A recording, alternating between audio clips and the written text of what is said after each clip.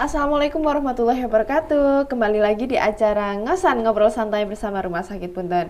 Nah, sahabat Kupa TV, kali ini kita akan kedatangan tamu dari unit Kesling Rumah Sakit Punten. Selamat siang Mbak Dila. Selamat siang Mbak Zizi. Gimana nih kabarnya? Alhamdulillah baik sekali. Oke, nah kita kali ini mau bahas apa Mbak Dil? Kita akan membahas tentang cara mengatasi vektor pembawa penyakit di lingkungan rumah.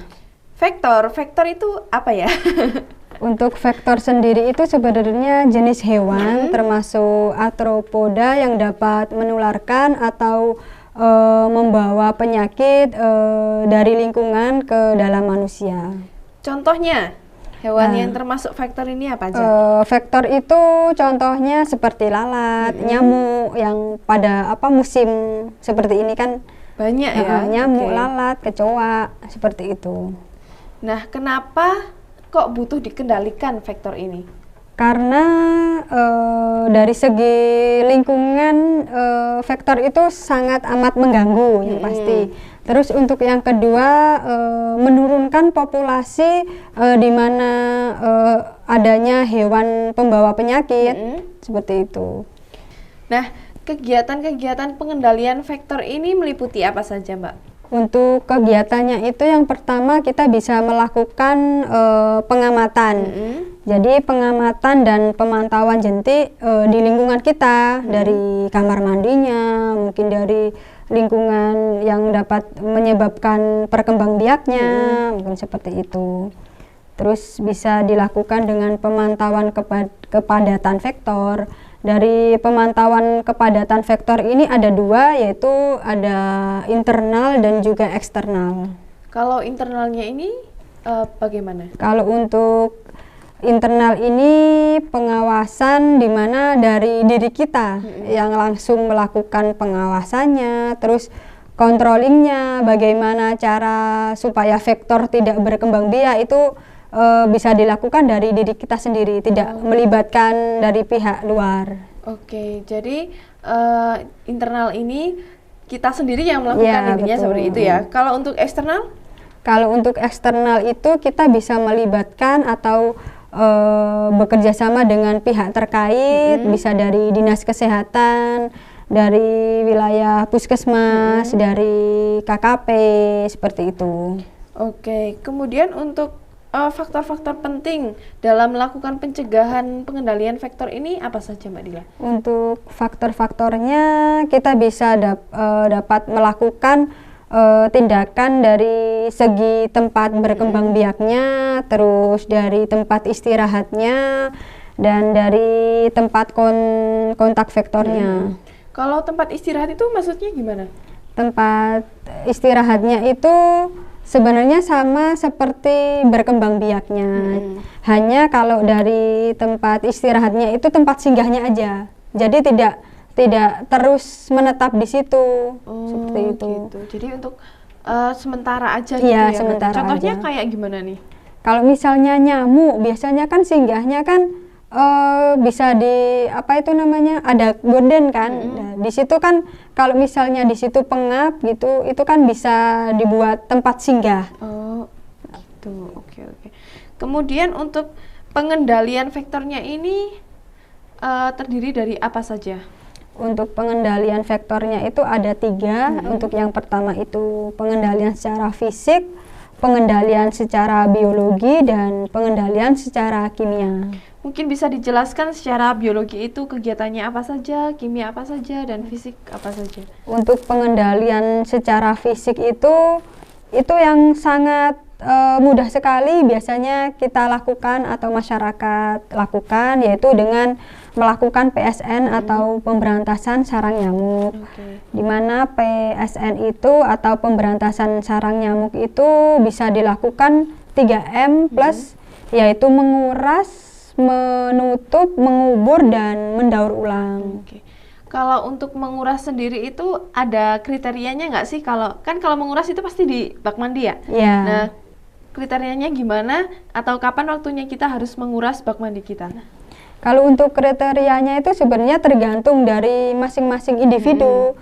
Tapi di sini itu ada 2 kan, biasanya itu ada yang dari kaleng misalnya, terus ada yang dari apa namanya, langsung bak mandi itu. Jadi itu kalau untuk mengurasnya sendiri itu kalau maksimal sebenarnya bisa 1 minggu sampai 2 minggu.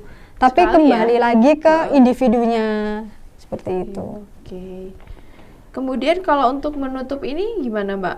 Kalau Bisa untuk dijelaskan? menutup itu sebenarnya bukan kaleng aja ya Mbak ya kalau yang ditutup. Jadi di mana barang-barang yang sudah tidak digunakan yang bisa menyebabkan sarangnya nyamuk, sarangnya kecoa, itu alangkah baiknya bisa dilakukan penguburan seperti itu, ditutup seperti itu.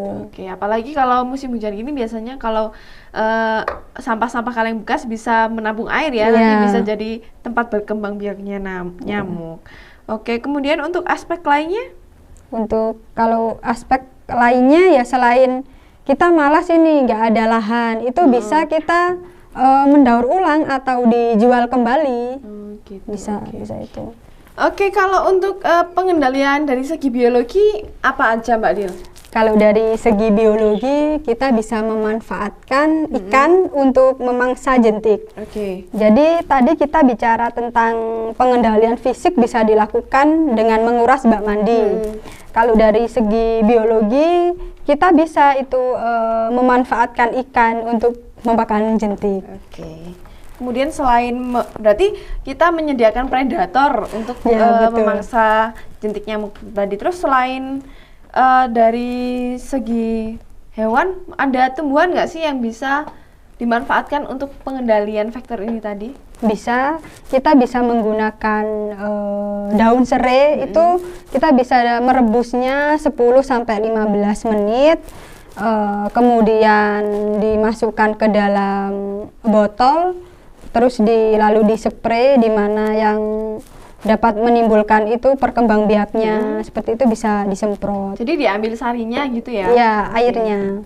Kemudian untuk ini kan untuk nyamuk ya Mbak ya? Iya. Kalau untuk lalat, ada nggak sih pengendalian biologis yang bisa dilakukan? Kalau untuk lalat sendiri itu sebenarnya agak susah ya Mbak. Kalau untuk lebih ke fisik sih, kalau untuk lalat kita bisa itu menggunakan lem lalat. Tetapi kalau lem lalat itu belum begitu efektif. Iya, efektif. Sama estetikanya ya. Iya. Kita kekumpul jadi satu kayak itu. Oke, kemudian untuk pengendalian kimia. Kalau untuk pengendalian kimia sendiri itu sebenarnya kita bisa menggunakan semacam pestisida.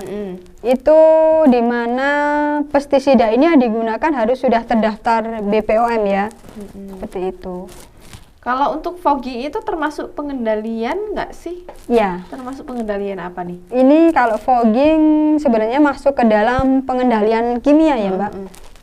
Tetapi kalau untuk fogging sendiri itu memang butuh orang yang berkompeten. Dan biasanya kalau dilakukan fogging itu di mana ada KLB di suatu wilayah atau di suatu desa itu, di suatu tempat itu ada KLB, baru nanti wilayah setempat menghubungi dari dinas terkait. Jadi merupakan opsi terakhir untuk pengendalian vektor ya kalau fogging itu.